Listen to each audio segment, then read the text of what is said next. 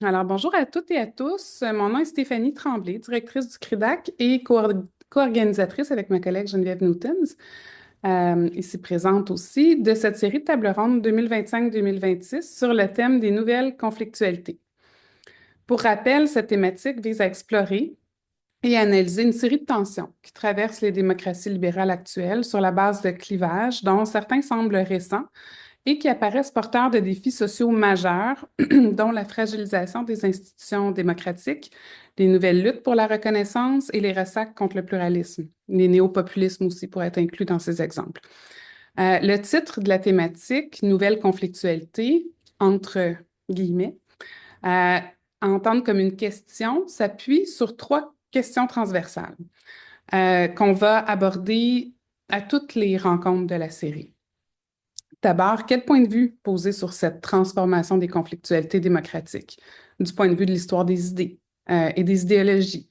Qu'est-ce qui est nouveau, qu'est-ce qui est plus ancien? Qu'est-ce qui est réactualisé? Ensuite, comment penser dans le contexte actuel les pratiques du dialogue démocratique, la relationnalité et le monde commun?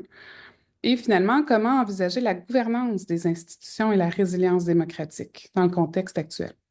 Après avoir brisé la glace le 24 novembre dernier avec une première table ronde animée par Shedly Belkodja sur la participation citoyenne, la solidarité et le monde commun, cette deuxième rencontre d'aujourd'hui de la série s'intitule Nouvelle conflictualité, crise épistémique et éducation à la citoyenneté. Aujourd'hui, on va tenter de poursuivre la réflexion sur le terrain donc de l'éducation à la citoyenneté dans un contexte qui est polarisé et traversé par ce que certains appellent, on pourra en débattre, là, des guerres culturelles. Quelques mots maintenant sur le déroulement. Alors, nos trois panélistes seront d'abord invités à présenter en 10 minutes leur expertise en lien avec le thème d'aujourd'hui. L'objectif est d'ouvrir un débat constructif entre des points de vue différents, qui soient complémentaires ou opposés.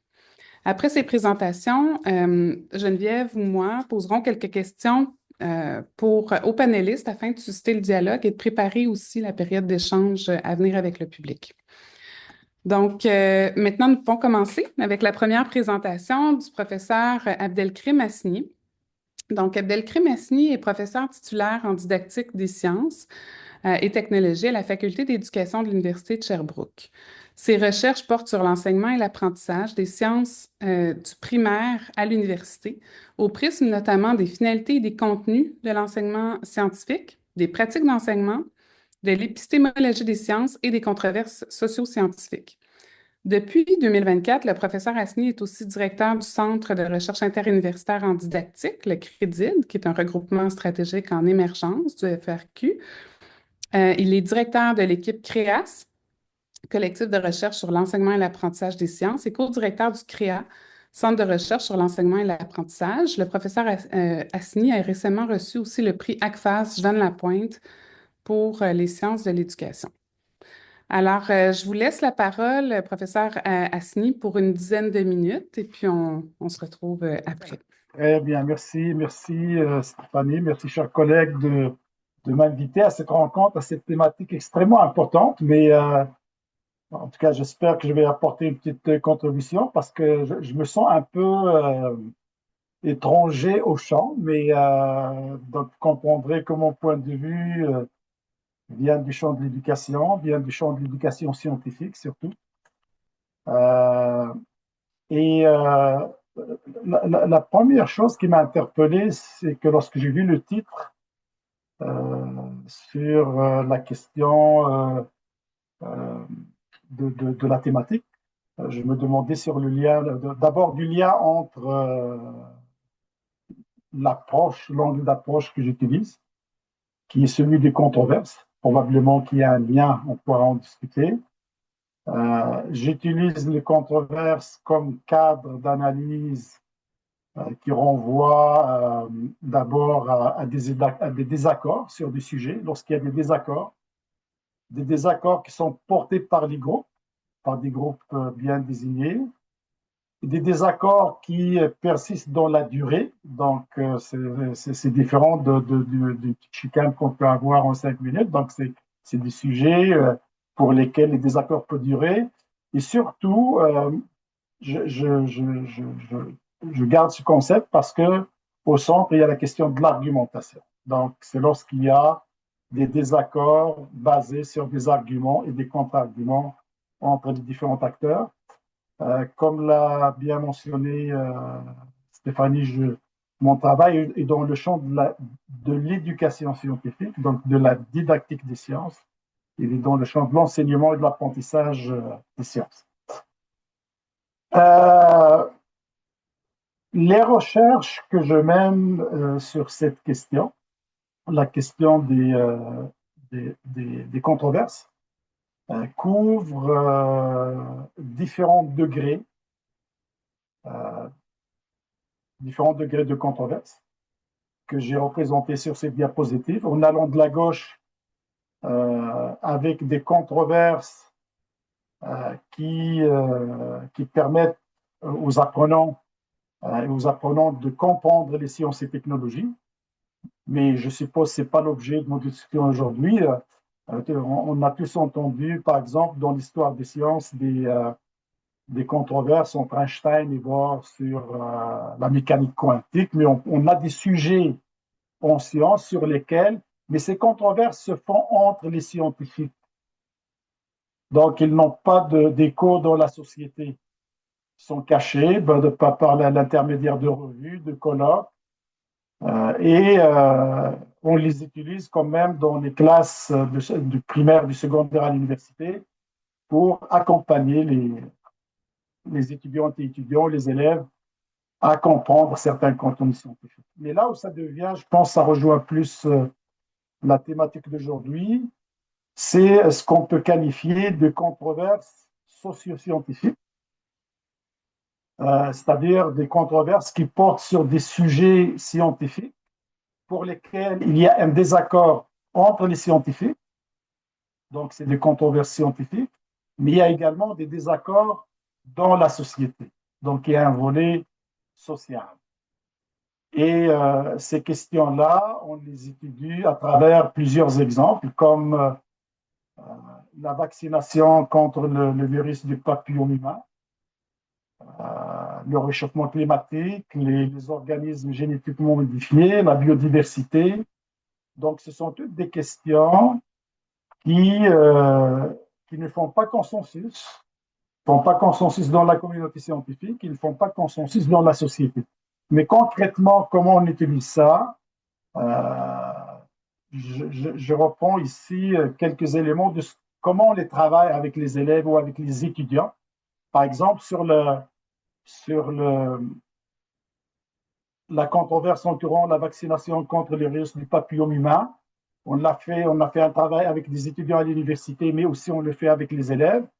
On leur présente deux articles. Par exemple, on voit dans le devoir, il y avait deux articles. Un qui disait un appel urgent à un moratoire sur la vaccination contre le VPH, qui est quand même rédigé par des chercheuses et des chercheurs de l'université de McGill, donc c'est des gens dans le champ. Et à droite, sur la diapo, 3 jours après, un autre groupe de scientifiques qui dit une prise de position irresponsable. Les risques reliés à la vaccination VPH dépassent largement celles associées à la vaccination. Donc, on fait travailler les étudiants et les élèves sur ces questions-là, de voir leur point de vue, et par la suite, on leur fait analyser. Mais on voit aussi que c'est une question qui est très vive dans la société. On a l'image en bas aussi avec tout ce qui se passe chez nos voisins du Sud concernant la vaccination. Mais on a d'autres problématiques comme le caribou. Euh, mais l'enjeu pour nous, c'est d'amener les apprenantes et les apprenants à analyser ces controverses, à comprendre les arguments qui relèvent de la science et les arguments qui relèvent d'autres champs comme les valeurs, les arguments économiques et ainsi de suite. Et le but, c'est de les amener à se donner une vision basée sur la connaissance qui les aiderait à prendre leurs décisions. Donc, c'est ce type de questions qu'on est en train de travailler dans un CRSH en cours ou qu'on a travaillé dans un CRSH précédent. L'autre volet, c'est le troisième des controverses. C'est toutes les controverses qui entourent et là, je pense on rentre dans la conflictualité épistémique qui entoure la confrontation, en quelque sorte, de la vision scientifique du monde avec les autres visions du monde. Par exemple, la vision religieuse. Donc, on a deux projets en cours. C'est les relations sciences-religion dans l'éducation scientifique. Qu'est-ce qu'on fait avec ça? On peut toujours dire que dans l'enseignement des sciences, on doit laisser la religion à l'extérieur de la classe, mais veut pas, les enseignants et les élèves qui ont des convictions religieuses arrivent quand même avec ces convictions dans la classe. Alors, comment faire un enseignement scientifique qui tient compte de ces convictions religieuses? Donc, pour ça, on a fait des revues systématiques et on est en train d'explorer dans les classes avec les enseignants qu'est-ce qui se passe, comment ils gèrent ça. Mais on a aussi un travail sur les relations sciences-savoir autochtones. Donc, comment les apprenantes et apprenants autochtones qui ont une vision du monde qui est basée sur la tradition, sur la culture autochtone, ces visions du monde parfois convergent avec le savoir scientifique, mais parfois ils divergent avec le savoir scientifique. Et donc, notre question, c'est de voir comment gérer les apprentissages des sciences dans des contextes, soit avec les apprenants autochtones, mais aussi dans une visée citoyenne, comment sensibiliser les apprenants non autochtones à prendre en considération ces questions-là et de voir que les visions du monde, comment on peut les concilier. Voilà. Donc ça, c'est le troisième acte. Et le quatrième, le dernier sur lequel je ne vais pas m'étendre beaucoup, c'est toute la question des controverses. Mais là, on est au niveau de la mésinformation et de la désinformation. On l'a vécu avec le convoi de la liberté où des organisateurs disaient qu'avec le Bluetooth des cellulaires, ils sont capables de détecter les personnes qui étaient vaccinées, par exemple, et de voir comment préparer les jeunes à analyser les informations scientifiques ou la mésinformation qui est présentée dans les médias. Et pour terminer, j'espère que je ne déborde pas trop, pour nous, ce qui est important, c'est de voir que sur les controverses qui sont à gauche, c'est des controverses basées essentiellement sur les arguments scientifiques, pour lesquels on peut arriver à un consensus et permettre de comprendre les sciences. Plus on va vers la droite, on a des arguments scientifiques, mais aussi divers arguments sociaux, de valeurs, des règles sociales, économiques, et qu'il n'y a pas nécessairement de consensus souhaité ou attendu de la part des élèves, mais ça permet quand même de comprendre la place de la science dans la vie personnelle et sociale et aider à la prise de décision, donc dans le contexte d'une citoyenneté éclairée. Je vous remercie. Un grand merci, Abdel, pour cette présentation très opérationnelle, claire. Je pense qu'il y a vraiment plusieurs liens qui pourront être tissés avec les autres présentations par la suite qui vont adopter des perspectives différentes. Alors, on enchaîne sans plus tarder avec Olivier Lemieux. Alors, Olivier Lemieux est professeur en administration et politique de l'éducation à l'Université du Québec à Rimouski, au campus de Lévis, et membre régulier du CRIDAC. Il s'intéresse principalement à l'analyse politique de l'éducation et l'histoire de l'éducation au Québec. Il a obtenu la médaille de l'Assemblée nationale du Québec pour ses travaux de maîtrise, le prix commémoratif Cathy James pour ses travaux de doctorat et le prix Publication en français Louise Dandurand du Fonds de recherche du Québec. Société et culture pour son ouvrage Genèse et legs des controverses liées au programme d'histoire du Québec 1961-2013, publié aux presses de l'Université Laval en 2021. Alors voilà, Olivier, à toi la parole pour les 10 prochaines minutes. Merci. Merci beaucoup. Donc, vous m'entendez bien, oui? Parfait. Alors, avant toute chose, je tiens à souligner que j'ai eu un certain mal à définir ce dont je souhaitais vous parler aujourd'hui. En fait, cette difficulté ne découle pas du manque d'inspiration ou de réflexion quant au thème qui nous réunit ce midi, soit celui des nouvelles conflictualités de la crise épistémique et de l'éducation à la citoyenneté. Ce dernier objet, l'éducation à la citoyenneté, étant au cœur de plusieurs de mes travaux, mais provient plutôt d'un souhait assez profond de ne pas vous servir quelque chose comme du pré-mâché, mais plutôt quelque chose d'original. Quel lien entretiennent les nouvelles conflictualités et l'éducation à la citoyenneté? Si on adhère à ce concept, s'il en est un de nouvelles conflictualités, je continue personnellement de me questionner un peu à son sujet, ces liens apparaissent à première vue assez multiples. À une époque comme la nôtre, caractérisée par le pluralisme des valeurs et des cultures, la montée de l'individualisme, la création de grands ensembles à vocation économique et l'affirmation identitaire de leurs composantes, comment le système éducatif peut-il préparer des citoyens et citoyennes davantage conscients du rôle qu'ils peuvent jouer pour s'approprier le devenir de leur société? Actuellement, les nouvelles réalités économiques, technologiques, sociales laissent entrevoir l'émergence des sociétés à deux vitesses où se creuse l'écart entre ceux qui possèdent et ceux qui sont dépossédés, ceux qui agissent et ceux qui subissent, ceux qui vivent pleinement et ceux qui peuvent à peine survivre.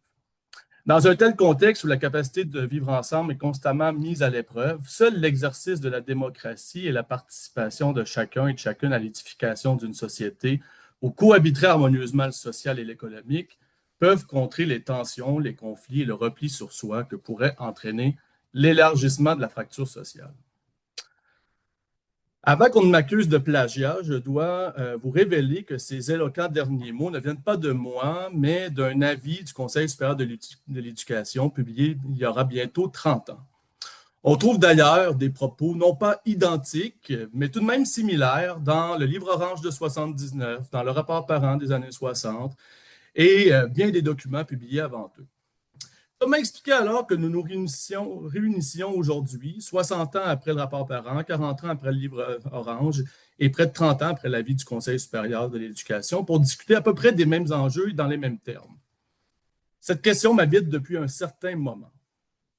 En fait, en 2018, alors que je terminais l'écriture de ma thèse de doctorat qui portait sur les sources de controverse qui entourent l'élaboration des programmes d'histoire nationale au Québec, je me suis retrouvé face à plusieurs dilemmes.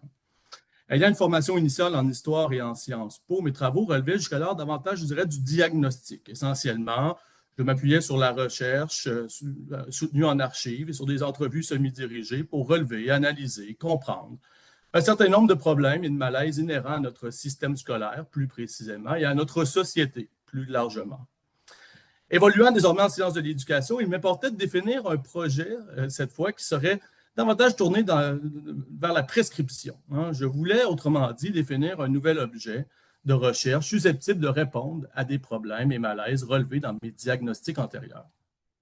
L'éducation à la citoyenneté, surtout son invisibilité dans les écoles du Québec et dans les pratiques, m'est alors apparu comme un objet de choix, particulièrement dans le contexte politique et médiatique de l'époque, contexte marqué par le premier mandat de Donald Trump et la prise de conscience, je dirais, collective des problèmes causés, entre autres, à ce moment, par la prolifération des fausses nouvelles et l'apparition des faits alternatifs. C'est dans cette perspective que je me suis mis à l'époque à lire à peu près tout ce qui s'était écrit à l'international sur les moyens de donner une portée réelle à l'éducation et à la citoyenneté. Par réel, j'entends ici une portée qui va au-delà de la socialisation de l'école et de la classe et qui permet de développer le développement d'habiletés politiques et même d'une pensée politique chez les jeunes. J'ai donc défini à ce moment, avec l'aide de Sabrina Moisin et Jean-Philippe Warren, un projet de postdoctorat portant sur le développement de la pensée politique chez les jeunes. Selon ma définition, qui s'appuie bien sûr sur les réflexions de plusieurs autres chercheurs et intellectuels, l'acquisition d'une pensée politique repose sur la capacité à mobiliser la culture politique et générale et à employer des approches et des méthodes appartenant aux sciences humaines et sociales afin de formuler une opinion autonome sur une question, un sujet ou un problème d'ordre politique. Ayant obtenu mon poste de professeur avant la réalisation de ce postdoctorat, j'ai transformé donc le projet en projet de recherche qui a été subventionné par la suite depuis 2021 à travers différents concours. Évidemment, je ne dispose pas du temps requis pour vous présenter tout le travail réalisé depuis sur le plan théorique et méthodologique. Je peux tout de même vous informer que nous avons à l'heure actuelle interrogé un peu moins de 1000 élèves ou étudiants, primaires, secondaires, du cégep et de l'université. Et donc, pour analyser la pensée politique, nous avons développé des situations, interrogeant les élèves à propos d'un problème vis-à-vis duquel le politique doit agir comme régulateur de conflits. À partir d'une grille développée à l'aide de la littérature savante également, nous avons établi un certain nombre de critères permettant d'observer des niveaux de pensée. Nous avons par ailleurs ajouté à ces situations une série de questions permettant de croiser nos résultats. Jusqu'à maintenant, nos résultats préliminaires ont permis d'établir une relation entre le niveau de pensée politique des élèves et leur intérêt pour la politique en général et pour la politique scolaire, donc celle du conseil d'élèves, par exemple, ainsi ainsi qu'une corrélation avec leur attention à l'actualité. Vous me direz que ça semble assez naturel, mais bon, maintenant nous, on l'a observé empiriquement, je vous dirais. Euh, Également, parmi les questions accompagnant la situation, nous avons demandé aux élèves d'écrire 3 thèmes politiques qu'ils abordent avec leur père, leur mère et leurs amis. Avec mon équipe de recherche, nous avons tâché d'analyser pour le bien de cette activité-ci, de ce midi, les résultats issus de ces questions pour les élèves du secondaire. Plus précisément, nous avons tenté de voir sur quoi portaient ces thèmes plus globalement et plus précisément si ceux-ci concernaient des conflits, des conflictualités ou même des nouvelles conflictualités. Malheureusement, nous n'avons pas eu le temps de conduire toutes les analyses que nous aurions aimé effectuer, mais voici grosso modo les résultats. Eh bien, donc, comme on peut le constater, 2 catégories ressortant de façon importante sont de l'ordre, je dirais, du conflit. Soit de façon assez évidente, celle des conflits armés. Les élèves évoquent principalement ici le conflit israélo-palestinien et la guerre en Ukraine. D'ailleurs, on observe un pourcentage, pour votre information, plus fort de ce thème lorsque les élèves l'abordent avec leur père ou avec leurs amis qu'avec leur mère. Et également, un autre type de thème, je vous dirais, cette fois-ci, des mouvements sociaux. Les élèves évoquent principalement ici la grève des enseignants, la récolte ayant eu lieu à l'automne 2023, donc plusieurs avaient été beaucoup marqués par le phénomène, par la situation plutôt.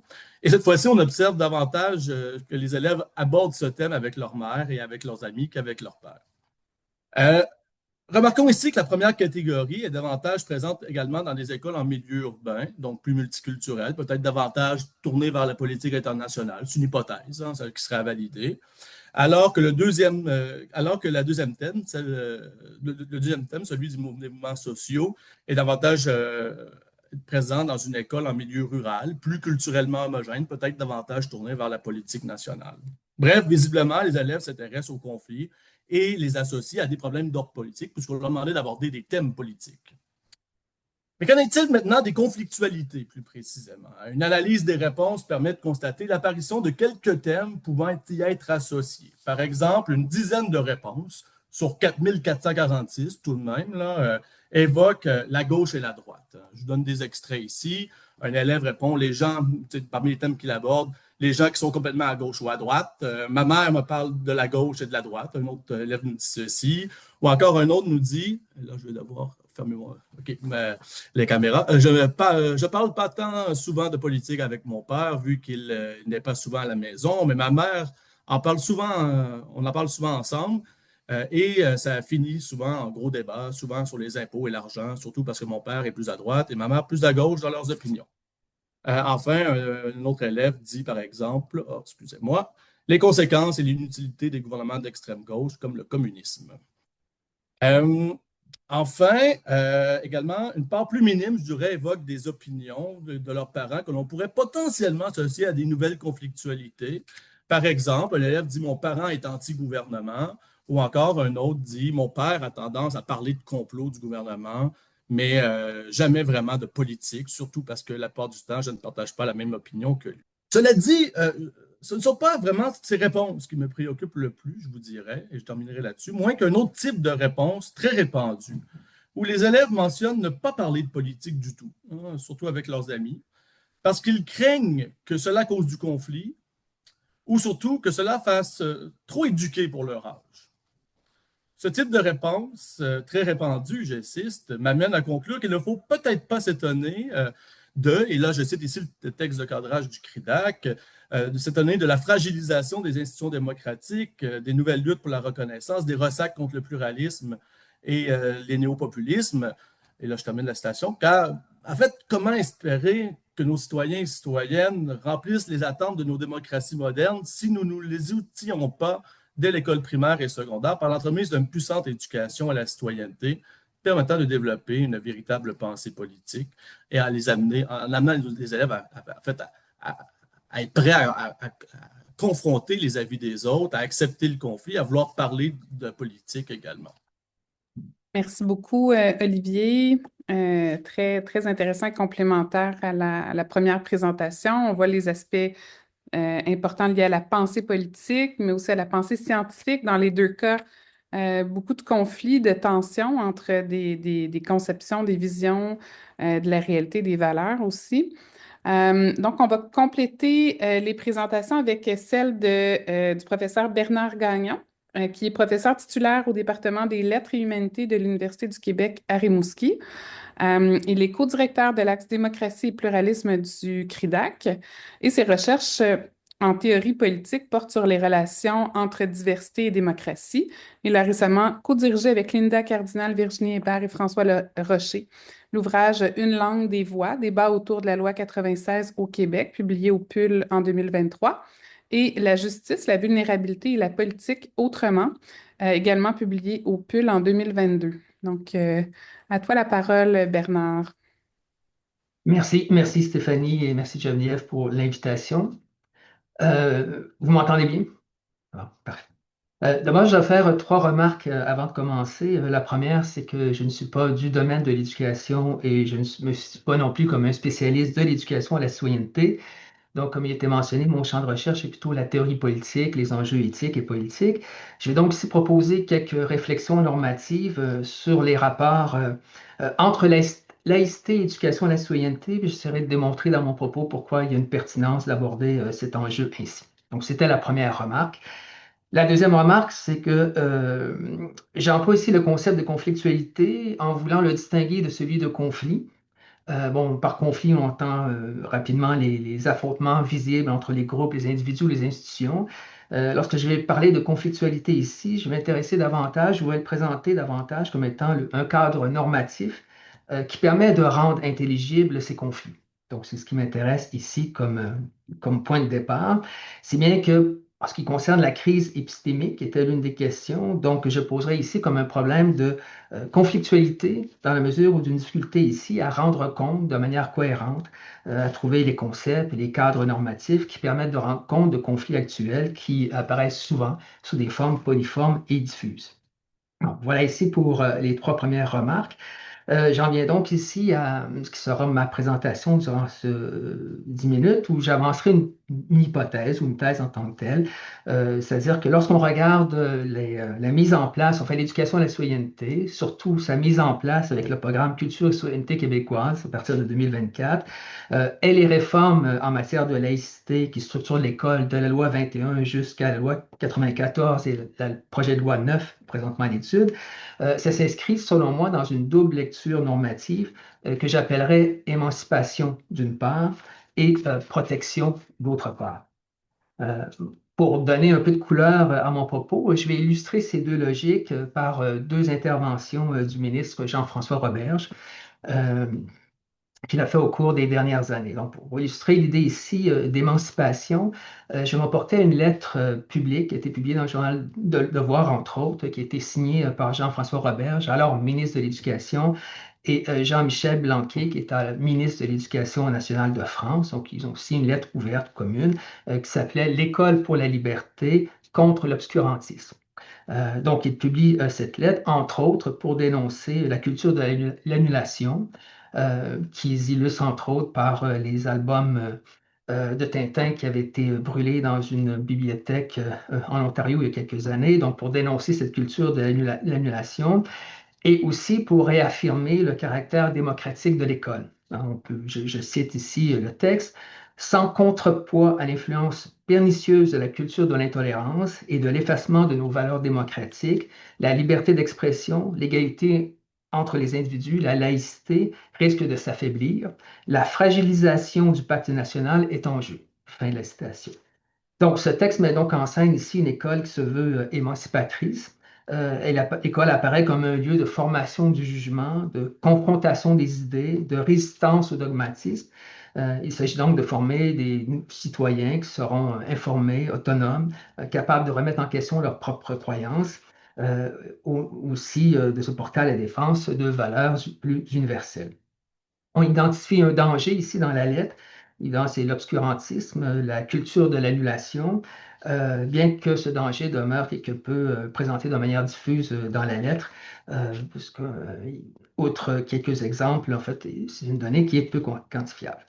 Donc, voilà ici pour illustrer ce premier moment qui est celui de l'émancipation. Je reviens maintenant au second qui est celui de la protection.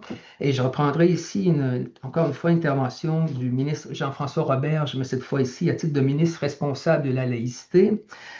Lorsque son équipe de communication et lui-même a fait une présentation ici autour du projet de loi 9 sur le renforcement de la laïcité au Québec, donc qui comprend aussi des éléments pour l'école québécoise, entre autres l'obligation d'être à l'école, en fait, de la petite enfance jusqu'à l'université à visage découvert. En fait, il a produit une petite vidéo, le ministre Roberge, où, en fait, pour illustrer à la toute fin du vidéo, on le voit avec un crayon à la main, mentionner sur la copie du projet de loi 9 cette phrase, c'est comme cela que l'on vit au Québec. Point. Donc, ici, l'accent se déplace quelque peu à travers c'est comme cela ici que l'on vit au Québec, qui est une reprise d'une phrase qui avait déjà été prononcée par le premier ministre Legault. Ici, évidemment, il ne s'agit pas de former, il ne s'agit pas d'émanciper, mais bien de protéger. Hein. Ici, non seulement de protéger les élèves, contre des formes de dogmatisme, mais encore plus loin, hein, de protéger un cadre de vie, une certaine définition implicite d'une manière de vivre. Donc, on n'est plus ici du côté de la protection, dans la promotion d'une pensée critique, mais dans la fixation de limites, hein, ce qui est acceptable et ce qui ne l'est pas. Il est intéressant de noter dans les deux cas, à travers ces deux présentations, émancipation et protection à travers ces interventions publiques, que ce contre quoi il faut se protéger demeure plutôt fluide et souvent peu matérialisable. Il faut se libérer d'une culture de l'annulation, il faut se libérer de l'obscurantisme dans le premier cas, et dans le second cas, il ne s'agit plus uniquement de protéger les élèves eux-mêmes, mais bien de protéger des manières de vivre ou encore un certain pacte national. Ces deux orientations, émancipées et protégées, ne sont pas, à mon sens, contradictoires.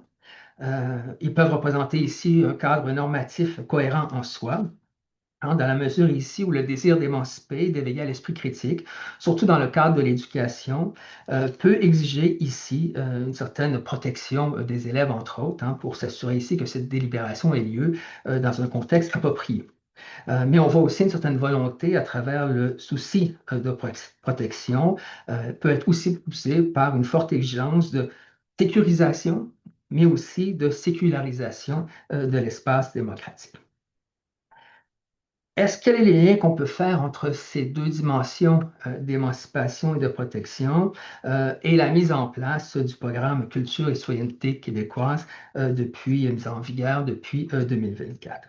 En fait, si on regarde le programme en tant que tel, je vais essayer d'être assez rapide, mais je dirais que du point de vue du volet émancipateur, il m'apparaît assez clair hein, que c'est une des volontés du programme CCQ de mettre au centre même de l'éducation à la citoyenneté la pensée critique, la capacité de remettre en question ses propres croyances et l'idée ici plus générale de la formation de jugement autonome. Et personnellement, je considère qu'il en est bien qu'il en soit ici. Il est difficile de s'opposer à ces éléments dans cette volonté aussi explicite de lutter contre le dogmatisme ou des formes d'obscurantisme. Par contre, et c'est un élément qui est pour moi important, on retrouve néanmoins dans le passage de CR à CCQ une transformation en profondeur de l'esprit ou de la logique de la reconnaissance qui animait chacun des programmes. Donc, si le programme éthique et culture religieuse reposait sur une logique de reconnaissance de l'autre dans sa différence, à travers le pluralisme moral, entre autres, et la diversité, tout particulièrement la diversité religieuse, était ici un objet de savoir et de reconnaissance, mais aussi d'ouverture à l'autre, et il avait mentionné textuellement dans le titre qu'en matière de droits et de liberté fondamentale, on mettait de l'avant ici la liberté de religion et la liberté de conscience. Le programme CCQ, lui, s'appuie davantage sur l'idée d'une diversité qui se veut plus civique. Hein. La reconnaissance de soi et de l'autre se fait à travers ici un sujet critique, un sujet qui se doit être autonome, Et on a remplacé dans le texte la référence à la liberté de religion de conscience qui a été retirée pour remplacer par une autre référence qui est celle de la liberté de penser et de la liberté d'expression. Autrement dit, dans ce passage, enfin, il n'est plus demandé aux élèves d'entrer en relation avec l'autre dans et par ses différences, hein, mais davantage de reconnaître l'autre, la même capacité à prendre ses distances par rapport à ses croyances et de pouvoir entrer ici dans un espace de délibération démocratique. J'en viens maintenant au sujet, l'autre élément qui est celui de la protection que j'illustrerai ici par la question de la laïcité. En fait, la laïcité dans le programme CCQ occupe une place plutôt paradoxale si on considère l'importance pour le gouvernement québécois d'affirmer davantage la laïcité au Québec. La laïcité n'apparaît pas comme un thème obligatoire du programme, une chose auquel on devrait aborder dans le cadre du programme. La laïcité a même été oubliée dans le glossaire à la fin du programme, où on définit les grands concepts qui doivent être abordés dans le cadre des différentes années du programme, mais le terme laïcité n'y est pas défini.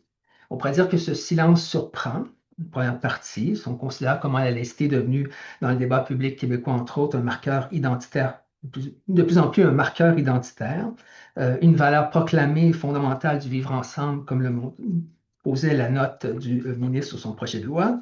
Mon hypothèse que j'avancerai sera la suivante, hein. La laïcité ici est pensée moins comme un objet de savoir enseigné, mais davantage ici comme un cadre normatif ou une norme, hein, qui doit s'exprimer, qui doit s'incarner dans l'enseignement, dans l'éducation et la citoyenneté. Donc, elle structure les conditions de l'enseignement sans être elle-même explicitement discutée. Donc, elle fait partie des valeurs fondamentales qui doivent encadrer l'enseignement, au même titre que d'autres cadres, la Charte des droits et libertés, la culture commune. Elle est donc pas un sujet de discussion, mais un élément encadrant du programme.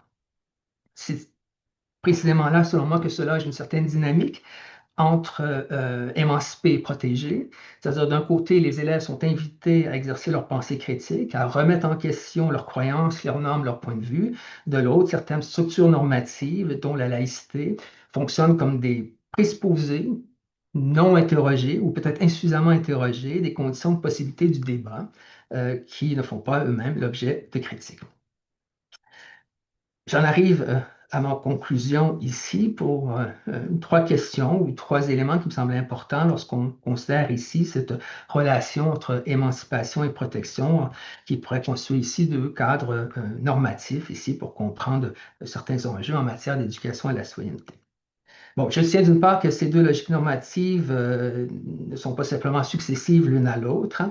Elles forment les deux faces cohérentes d'un cadre commun. Le premier qui valorise l'autonomie et la pensée critique, hein, la seconde qui a pour but aussi de sécuriser le cadre qui rend possible cette autonomie. Donc, il n'y a pas nécessairement de contradiction entre les deux, mais peut-être davantage renforcement mutuel. Or, par contre, cette tension entre émancipation et protection soulève, selon moi, quelques enjeux, tout particulièrement ici dans le contexte, surtout si on se rappelle le premier séminaire de crise démocratique. J'en nommerai trois ici pour conclure de ces tensions possibles.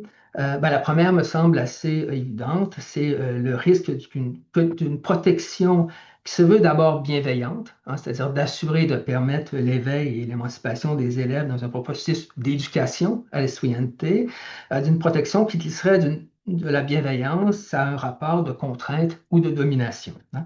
Il y a ici une différence importante à faire entre une éducation laïque, hein, qui assure une protection fondée sur les exigences même de la neutralité, hein, c'est-à-dire qui a sa propre justification en relation à la mission éducative, et d'une laïcité, comme le fait craindre le projet de loi 9 ou encore le précédent 94, qui viserait moins la protection des élèves que la protection d'une manière de vivre majoritaire, hein. Dans ce cas, la laïcité court le risque, dans son volonté de protection, de devenir non pas seulement un cadre normatif, hein, mais un instrument d'endoctrinement. Le deuxième risque, je le situe du côté de l'émancipation. J'ai montré plus tôt que dans le passage de CR à CCQ, la reconnaissance il y a un déplacement au niveau de l'enjeu de la diversité, hein, qui passe d'un pluralisme moral dans le CR vers un pluralisme qui se veut plus civique dans CCQ. Le danger, sans prétendre, qui pourrait advenir, hein, c'est que cette orientation tendent à invisibiliser ou à marginaliser dans la pratique enseignante, en fait, dans la classe elle-même, certaines différences, qu'elles soient de nature religieuse, ethnoculturelle ou autre, qui, dans la réalité sociale, hein, ne se résument pas seulement à des objets d'étude, pas seulement à des phénomènes culturels auxquels il faut apporter un questionnement, une réflexion, mais qui contiennent aussi des conflits réels, potentiels, qui existent non seulement à l'extérieur de la classe, dans la société comme phénomène culturel, mais qui existent aussi à l'intérieur de l'école. Dernièrement, le troisième danger pour conclure ici, c'est qu'en fait, la possibilité que ces normes encadrantes, entre autres, qu'est la laïcité, qui visent à encadrer ce travail d'émancipation, deviennent elles-mêmes ces normes trop restrictives, hein, et qui ici en viennent en quelque sorte à limiter ainsi la diversité de positions réellement discutables au sein de l'espace scolaire, c'est-à-dire que l'espace de discussion vient à se réduire parce qu'on cherche à trop encadrer, on sort des cadres qui sont celles de la charte ou des valeurs fondamentales, mais où on tend à les étendre et à limiter ici les frontières des discussions. Donc, à force de protéger le cadre, je m'arrêterai ici, d'enseignement, on risque de réduire aussi la porosité, d'amoindrir les conditions mêmes de la délibération démocratique à l'intérieur de la classe. Je m'arrête ici et merci de votre écoute. Un grand merci, Bernard, pour ta présentation. Donc, on a eu droit à trois présentations très, très différentes, mais en même temps, je pense qu'ils se recoupent sous plusieurs aspects. Avec Bernard, on a vu plus les aspects philosophiques et normatifs, hein, qui encadrent les paramètres de l'enseignement, à la fois en éducation à la citoyenneté et possiblement en enseignement des sciences. C'est aussi toutes les questions qui touchent à la reconfiguration, à l'évolution là, récente puis en cours de la laïcité. Qu'on peut réfléchir avec les propos de Bernard. Ensuite, avant, on avait avec Olivier Lemieux la question de la pensée politique, puis avec Abdelkrim, les aspects liés à la pensée scientifique. On voit, je pense que dans les trois cas, il est question, vous l'avez bien abordé en filigrane, d'une tension importante entre différentes valeurs, visions du monde, registres de vérité. Mais moi, j'aimerais vous entendre par rapport à ce qu'on a nommé la dernière fois aussi avec Shedley et aujourd'hui dans le titre de la table ronde, la crise épistémique, la crise de la rationalité, parce qu'il me semble qu'elle touche à la fois aux aspects scientifiques qui sont en jeu dans l'éducation à la citoyenneté et aussi à la pensée politique. Dans un contexte où finalement, il me semble que le scientifique devient de plus en plus politique. On le voit avec la question des nouvelles conflictualités. On le voit aussi sur différents enjeux dont vous avez parlé. Par exemple, Abdel qui traitait de la question des climatiques. Bon, les données montrent par exemple que plus on a de connaissances scientifiques, plus dans un débat climato-sceptique et climato-anxieux, on va être convaincu de notre position. J'aimerais vous entendre sur ces possibilités-là. Quand on est dans un contexte où le politique influence le scientifique et le scientifique influence le politique, quel point de départ on peut finalement choisir dans une éducation à la citoyenneté, dans un contexte où même à l'intérieur de la pensée scientifique que décrivait Abdelkrim, on n'est plus dans une démarche qui est reconnue par tout le monde, par l'ensemble des scientifiques ou de la communauté. On est dans une conception éclatée des savoirs scientifiques, de plus en plus influencée par le politique et vice-versa. Donc, quel type de point de départ on peut choisir dans un contexte aussi polarisé pour penser l'émancipation, pour penser la pensée critique, pour penser l'apprentissage d'une citoyenneté à l'école? Peux me mouiller puisque mes collègues. Mais mon regard est d'un point de vue de l'éducation scientifique. Je ne sais pas si ça va toucher le politique.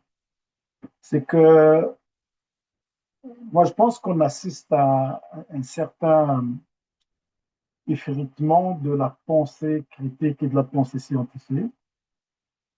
Et que on est dans un monde où toutes les opinions se valent. D'ailleurs, c'est un des enjeux qui est soulevé par le Conseil supérieur de l'éducation, par le Conseil de recherche en sciences humaines du Canada dans comment ils appellent les 20 enjeux de demain. Et d'un point de vue de l'éducation scientifique, ce qui me semble fondamental à l'école, c'est de bien comprendre la diversité des visions du monde et, et de comprendre le regard de la science. C'est quoi la science? C'est quoi le regard qu'il jette sur la compréhension des problématiques sociales et que la science ne peut pas tout apporter, mais quand même, il y a une spécificité, il y a voilà, et pour la distinguer des autres modes de vision du monde, la vision religieuse, les opinions, de cette manière, de cette manière qu'elle pourrait contribuer au développement de la pensée critique. Euh, voilà. Mais je n'ai pas compris le lien avec le politique exactement. C'est qu'en éducation à la citoyenneté, merci Abdel, c'est éclairant. Je pense que tu apportes sur la pensée critique, puis la manière de scier entre dogmatisme finalement et relativisme, hein. Relativiste, On veut exact. pas être dogmatique, il faut se prémunir sur le plan critique pour être capable d'évaluer les sources de façon, la fiabilité des informations qui nous est transmises, mais en même temps, on veut pas transmettre non plus l'idée qu'il faut être complètement hyper critique et puis tout remettre en question. Donc, il faut comme calibrer le doute, mais savoir à partir de quel gond le faire n'est pas toujours évident. Je pense qu'en politique, c'est un peu la même. Il y a une problématique commune dans l'éducation à la citoyenneté. Il faut quand même transmettre des repères. On ne peut pas être neutre, hein. C'est la question de la neutralité, finalement, qui n'est pas possible en éducation, qui n'est pas souhaitable.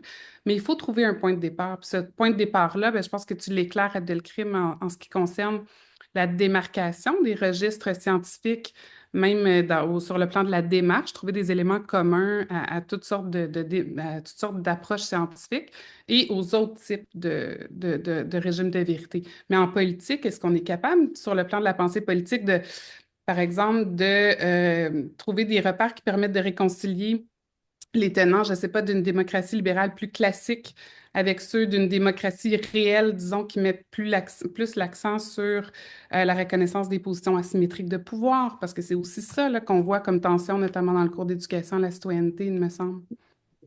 Oui, ben, je peux rebondir là-dessus, là. En fait, c'est sûr que moi, cette question-là de la crise épistémique, je la vois un peu en filigrane de multiples enjeux qu'on a abordés au cours des dernières minutes, assurément. Je trouve qu'elle est autant plus présente qu'elle nous semble relativement récente. Et là, je m'explique. Lorsque j'ai commencé à réfléchir, à travailler sur ce projet-là, sur la pensée politique, je dirais que l'enjeu auquel je réfléchissais principalement, bien que celui de la crise épistémique commençait à se profiler, comme je le mentionnais, entre autres avec le premier mandat de Donald Trump, etc., on voyait déjà un certain nombre d'éléments qui apparaissaient, qui nous frappaient de plus en plus. Mais l'enjeu sur lequel de multiples chercheurs travaillaient, était celui avant tout de la participation. Donc, comment on peut amener les citoyens et les citoyennes à vouloir s'engager dans les modes de participation politique un peu plus conventionnels. C'était vraiment ça la préoccupation. Donc, désengagement à l'égard du politique, hein, un déclin du politique, comme on le dessinait beaucoup aussi, à la fois de la place du politique dans la vie des gens, mais aussi je dirais, de la perception du politique comme moteur de changement dans nos sociétés, hein, en comparaison, par exemple, de l'économique ou du technologique. Donc, c'était davantage ça, alors que là, j'ai l'impression que depuis quelques années, il y a eu vraiment un basculement où là, on s'aperçoit vraiment que cette crise épistémique-là, sans dire que la participation est réglée, loin de là, mais que ça nous frappe à quel point nos repères tombent lorsqu'on on perçoit que ce qui nous semblait être relativement acquis, c'est-à-dire que la science nous donne davantage de vérité que l'opinion, là, par exemple, eh bien, que ce n'est plus tout le monde qui y adhère. Et donc, c'est entre autres pour cela, par exemple, que dans la définition que je vous ai présentée tout à l'heure sur la pensée politique, on insiste souvent sur l'importance de s'appuyer sur des méthodes de sciences humaines et sociales pour documenter sa pensée. Certes, euh, à l'issue de toute la démarche intellectuelle qui va amener à développer son opinion politique, sa pensée politique sur un problème donné, certes, il y aura des valeurs qui vont embarquer dans tout ça, il y aura plein d'autres choses qui vont nous amener à faire des choix, mais on veut autant que possible que les élèves, que les citoyens, hein, parce que bon, on réfléchit la démarche des élèves comme la démarche qu'on leur souhaite que les citoyens, que les citoyens empruntent également, eh bien, qu'ils prennent le temps de lire des gens crédibles, de se faire une tête, euh, une bonne tête avant de adopter un comportement, adopter une opinion euh, de manière forte, là. Merci beaucoup, Olivier. Bernard, avais-tu quelque chose Oui, à ben, en fait, je peut-être pas quelques éléments, peut-être. En fait, personnellement, j'ai plus de difficultés avec cette idée de crise de rationalité, bien que je comprends les enjeux, la science, etc., etc. Mais si on parle d'éducation à la citoyenneté, d'une part parce que bon, la crise de rationalité, c'est pas quelque chose qui est nécessairement nouveau lorsqu'on réfléchit dans le domaine de théorie politique, là, même sur, mais à mon sens, peut-être davantage, c'est une crise de la légitimité politique, c'est-à-dire de pouvoir créer un consensus, de pouvoir s'entendre ici sur à qui on peut accorder ici un statut et se reconnaître dans ses propos et accorder une certaine autorité, prêt, autrement dit, à accepter le discours qu'il nous a proposé, tout en restant avec l'esprit critique ici, que peut-être ce propos-là, ben, à juste raison, il faudra peut-être le remettre en question. Ce que je trouve un peu particulier du terme crise de rationalité, c'est souvent d'opposer un discours qui serait scientifique, très sûr de lui-même, versus un discours qui serait populiste, etc. Je pense que c'est dans les difficultés de lecture que l'on a aujourd'hui, on tend souvent à polariser le débat ici. Et moi, je trouve que ça ne permet peut-être pas de bien poser, poser les choses, puis de bien identifier les enjeux. Les problèmes en cours. Et quand je regarde le programme d'éducation à la citoyenneté, CCQ tel qu'il a été mis en place, on voit très bien qu'il y a un souci ici de justement sur l'éducation numérique, différents propos pour favoriser ici une meilleure, bon, lutter contre les fausses nouvelles, etc., etc., auquel je suis tout à fait favorable aussi, mais il me semble que la question ici de la légitimité, qu'est-ce que le politique, et Olivier posait la question tout à l'heure, en fait, on pourrait aussi faire une éducation à la citoyenneté qui soit celle d'exprimer une pensée politique, ses propres opinions. Donc, on suppose nécessairement qu'il y a une dimension plus conflictuelle qui va avec ces enjeux-là, qui m'apparaît tout aussi important. Donc, c'est pour ça qu'au lieu de parler de crise de nationalité, en fait, du point de vue d'éducation, je préfère essayer de parler d'enjeux de légitimité qui laisse une porte aussi à la remise en question même de ceux qui se disent légitimes sur un ou l'autre des propositions politiques qui pourraient être mises de l'avant. Merci, c'est intéressant comme manière d'aborder les choses, je pense, sur le plan de la légitimité versus de la crise épistémique. Je pense que ça déplace le regard, mais ça ouvre aussi d'autres pistes pour discuter la chose. Peut-être une dernière question, puis après ça, je laisserai la parole à Geneviève si elle a une question, puis on pourrait ouvrir au reste des participants, participantes. Bernard t'a parlé de la laïcité, puis là, on voit que c'est en cours, là, mais il y a, je pense, quelque chose comme une juridification de la laïcité là, qui est en train de se construire avec vraiment un ensemble de lois, de politiques publiques qui s'additionnent et puis qui contribuent à transformer en profondeur là, la manière de voir et de vivre la laïcité au Québec. Euh, on a eu la loi 21, là, il y a la loi 94 qui a été adoptée, puis la loi 9 qui est en cours dont le processus suit son cours à l'Assemblée nationale. On voit que, je pense qu'on soit pour ou contre là, sur le plan politique, par rapport à ces changements-là, on peut voir que la laïcité, elle passe quand même d'une norme à quelque chose qui ressemble peut-être plus à une valeur collective, là. Elle est perçue, définie comme un droit collectif, notamment dans le nouveau programme CCQ. Alors, ma question, c'est, en éducation à la citoyenneté, comme en éducation des sciences, en enseignement des sciences, est-ce que ça pose comment on peut prendre en compte la manière d'enseigner des enjeux qui sont liés à des tensions importantes sur le plan des valeurs et des savoirs? Par exemple, je ne sais pas, la question de la théorie de l'évolution ou des conflits entre sciences et religion dans sciences, ou bien en CCQ, des questions qui toucheraient, par exemple, à la question, je ne sais pas, du genre ou des questions sensibles qui portent à la fois sur le religieux, le scientifique ou le politique. Comment le fait d'avoir comme cadre normatif cette nouvelle valeur de la laïcité peut jouer ou non dans la manière de transmettre et d'apprendre la pensée critique? Ben, je peux peut-être commencer une tentative de réponse. Euh, euh, en fait, je sais, ça encadre. Et moi, je trouve que c'est un encadrement, d'une part, qui permet d'ouvrir plus, qui n'est pas nécessairement tous les enjeux, parce que si on regarde sur l'éducation et la sexualité, qui est aussi un annexe du programme, hein, on peut voir ici qu'il y a beaucoup de thèmes qui sont abordés. Donc, il n'y a pas ici une conception de la laïcité qui viendrait limiter ici ce qu'on peut aborder comme terme d'éducation à la sexualité. Par contre, ça vient encadrer d'autres thèmes qui sont entre autres ici la question du pluralisme religieux, pluralisme culturel. Enfin, ça les encadre au sens où on peut les aborder comme phénomènes culturels, hein, c'est-à-dire c'est comme une thématique, comme un objet de recherche. Voilà, on invite les élèves à discuter d'un objet.